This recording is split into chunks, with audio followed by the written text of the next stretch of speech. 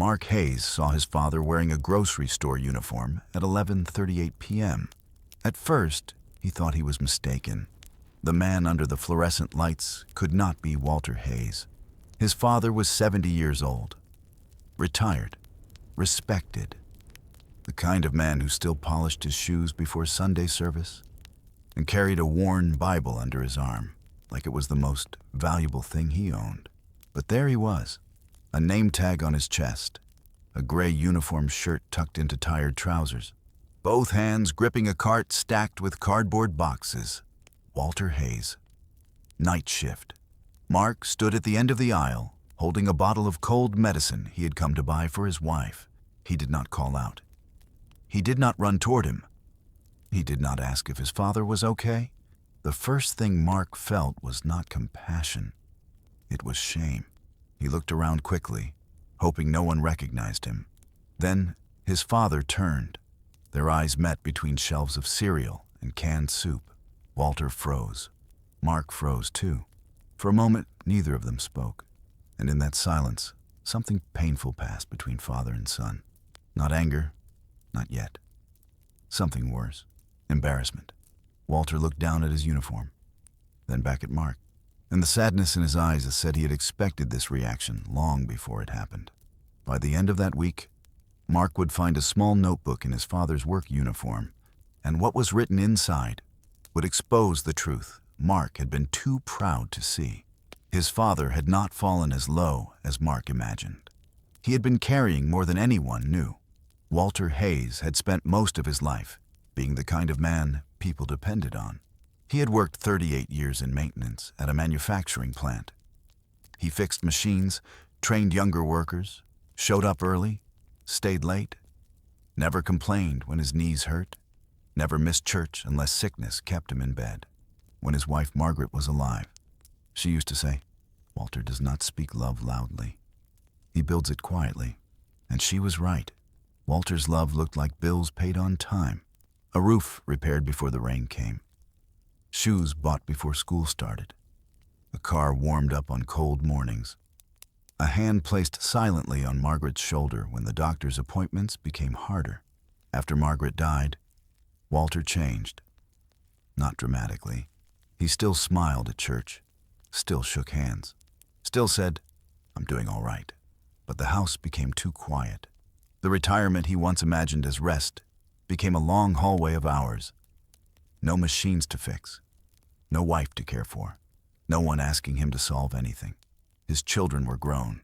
His son Mark was successful, busy, and respected. Mark wore suits, led meetings, lived in a beautiful home, and spoke often about planning, ambition, and building a life that meant something. Walter was proud of him. But pride can ache when it is mixed with distance. Mark visited sometimes, called sometimes, sent money once, which Walter returned with a note that said, "I'm fine." He was not fine, but Walter had spent 70 years believing a man should not become a burden. So when the medical bills from Margaret's last year kept arriving, when Mrs. Collins from church could not afford her medication, when the church pantry needed help, and when his grandson Ethan quietly mentioned wanting to study but worrying about costs, Walter did what he had always done. He found work, not during the day. That would raise questions. At night, a grocery store on the edge of town needed a stock clerk from 10 p.m. to 4 a.m. Walter took the job and told no one. The work was harder than he expected. The floors seemed longer at midnight. The boxes felt heavier than they should. His back stiffened when he bent too quickly. His hands cramped when he lifted cases of water. But Walter never complained. He packed a sandwich in wax paper, carried his old Bible in the side pocket of his work bag, rode the late bus with tired workers half his age, and every night before clocking in, he sat in the break room and whispered, "Lord, help me do this with dignity." Dignity. That word mattered to him. He did not believe work was shameful. He knew better. He had taught Mark that every honest job deserved respect. But he also knew the world did not always believe what Scripture taught. The world respected titles, offices, salaries, clean hands. People praised sacrifice when it looked impressive.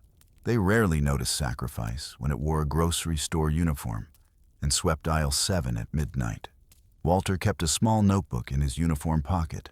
Inside were names, numbers, and prayers written between shifts.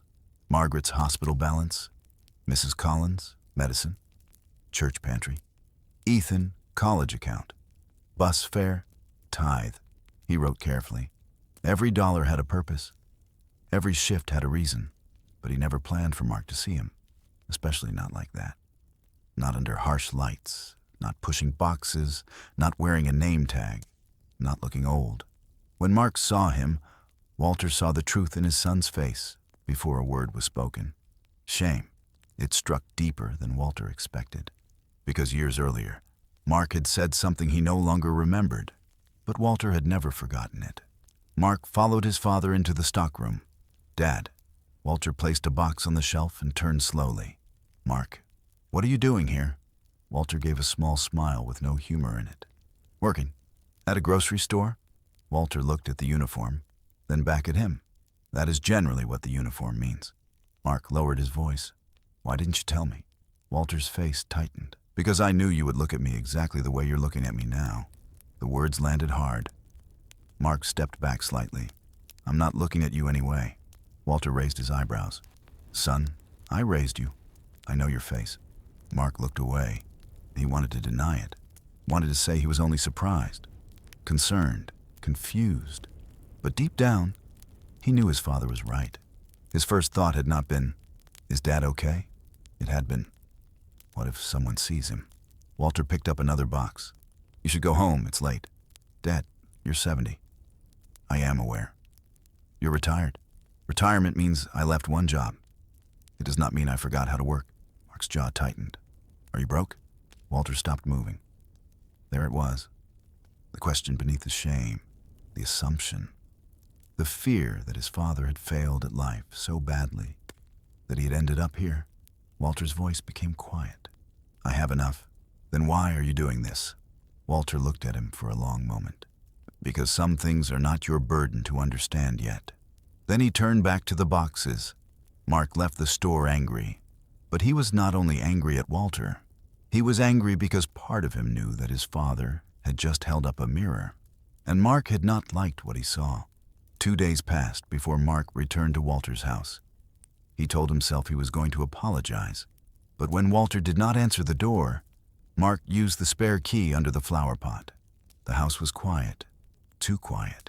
On the kitchen table sat Walter's work shirt, folded neatly beside a lunch bag. Mark noticed the uniform pocket was slightly open. A small notebook had slipped halfway out. He hesitated, then picked it up. The first page read, "Lord, help me not resent the work you are using to provide." Mark frowned. He turned the page. Margaret's hospital balance, $180. Mrs. Collins' medicine, $64. Church pantry, $50. Ethan's school fund, $75. Tithe, bus fare, groceries. Prayer, let no one know unless it would help them see you. Mark sat down slowly. He turned page after page. The pattern repeated. Walter had not been wasting money. He had not been hiding some reckless mistake. He had been working night shifts to quietly carry needs no one else had seen. A neighbor's medicine, a church pantry, a grandson's future. Old medical debt from the woman he still loved. Mark felt something sharp rise in his throat. The notebook was not a budget. It was a map of hidden sacrifice. Then he saw Ethan's name again. Ethan said college may be too expensive. He laughed when he said it, but boys sometimes laugh when they are afraid to ask for help. Mark closed his eyes. Ethan was his son, Walter's grandson. Mark had not even known Ethan was worried, but Walter had noticed. The old man stocking shelves at midnight had seen what the successful father in a comfortable home had missed. Mark placed the notebook back down, but his hands were shaking. His father had not been small. Mark's vision had been. That evening, Mark found Walter sitting alone in the backyard. The sun was setting. Walter's Bible rested on his lap. Mark held the notebook in one hand. Walter saw it immediately. His expression changed. "You read it." Mark swallowed. "Yes." Walter looked away. "You should not have." "I know." Silence settled between them. Then Mark said, "Why didn't you tell me?" Walter laughed softly, but the sound was tired. "Which part?" "All of it." Walter looked at the ground. "Because I did not want to hear you offer money like I was a problem to fix." Mark flinched. "That's not fair." "Maybe not."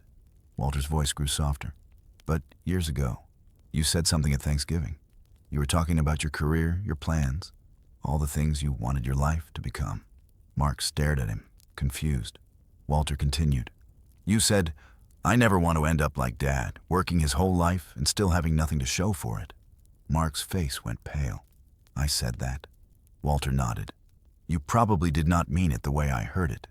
Mark searched his memory. A family dinner, a younger version of himself. Ambitious, careless, trying to prove he was going somewhere. "I don't remember," he whispered. "I do." Walter's voice did not accuse him. That made it worse. "I spent my life trying to give you more," Walter said. "And that day, I realized maybe all you saw was less." Mark sat down beside him. For the first time in years, he saw his father not as an old man who embarrassed him, not as a symbol of what he feared becoming, but as a human being who had carried one sentence from his son like a stone in his chest. Mark covered his face. "Dad, I'm sorry." Walter looked at the fading sky. "So am I." "For what?" "For believing I had to hide every weakness to keep your respect." That night, Mark could not sleep. He sat in his home office surrounded by framed certificates, awards, and proof that he had built the life he once wanted. But all of it felt strangely thin. He opened the Bible his father had given him years earlier, the one he kept on a shelf but rarely opened except when life became too loud. His eyes fell on 1 Samuel 16:7. "Man looks on the outward appearance, but the Lord looks on the heart." Mark read it again. Outward appearance. A grocery store uniform. A night shift. A tired old man pushing boxes. That was what Mark had seen. But God had seen the heart. A father still giving. A widower still loving. A servant still serving. A hidden burden carried without applause. Mark turned to Colossians 3:23. "Whatever you do, work heartily as for the Lord, and not for men." Whatever you do. Not only the impressive work. Not only the respected work. Not only the work that comes with a title and a corner office. Whatever you do. Stocking shelves could be worship when done for the Lord. Sweeping floors could carry dignity. Counting coins for someone else's medicine could be holy. Then Mark read Galatians 6:2. "Bear one another's burdens, and so fulfill the law of Christ." He closed his Bible. For years, Mark had admired his father's strength, but admiration from a distance had become an excuse not to notice the weight. He had praised Walter for never needing help, then felt uncomfortable when the truth revealed he did. Mark bowed his head. "Lord, forgive me for honoring my father only when he looked strong." That prayer was the beginning of repentance. Not loud, not dramatic, but real. Walter's story reveals something the world often gets wrong. Dignity is not found in the height of a position. It is not measured by a paycheck. It is not proven by the cleanliness of a uniform, the size of a home, or the approval of people who only respect success when it looks expensive. God sees differently. 1 Samuel 16:7 reminds us that man looks at the outward appearance, but the Lord looks at the heart. Mark looked at his father's uniform and saw embarrassment. God looked at Walter's heart and saw faithfulness. Colossians 3:23 teaches believers to work heartily as for the Lord. That means honest work is not beneath the child of God. The world may rank labor by status, but Scripture honors the heart of service. A grocery aisle can become a place of obedience. A night shift can become an altar of sacrifice. A small notebook can reveal more love than a public speech ever could. And Galatians 6:2 calls Christians to bear one another's burdens. Walter needed to learn that hidden faithfulness does not require total isolation. Mark needed to learn that honoring his father was not about protecting an image. It was about helping carry a real burden. The world may call something a fall because it looks low, But God may call it faithfulness because he sees why it is being carried. Before we judge where someone is working, what they drive, what they wear, or how tired they look, we should ask a better question. What burden might they be carrying that I cannot see? The next night, Walter arrived at the grocery store at 9:52 p.m. His back ached. His hands were stiff. He placed his Bible in the locker, tied his apron, and stepped onto the sales floor. A cart of boxes waited near aisle 7. He gripped the handle and began pushing. Halfway down the aisle, he saw Mark, not in a suit, not with a briefcase, not standing at a distance. Mark was wearing a plain dark shirt and a temporary name badge. Walter stopped. "What are you doing?" Mark picked up a box of canned beans. "Stocking shelves." Walter stared at him. "You don't have to do this." Mark placed the cans on the shelf carefully. "No, Dad, but I should have been carrying this with you." Walter's eyes filled, but he looked away quickly. Old habits do not die easily. Mark continued, "I'm not here to rescue you like you're a problem. I'm here because I was wrong."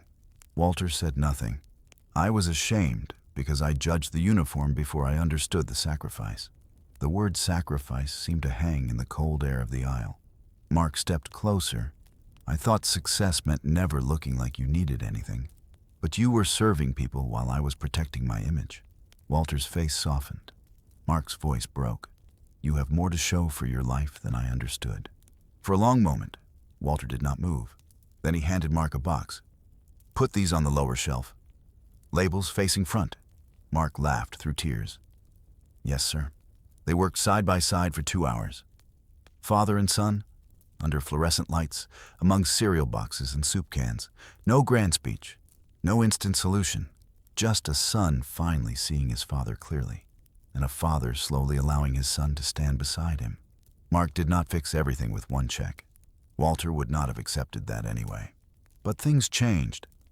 Mark began visiting on Tuesday evenings, not to inspect, to listen. He helped Walter organize the bills. He spoke with Ethan honestly about college.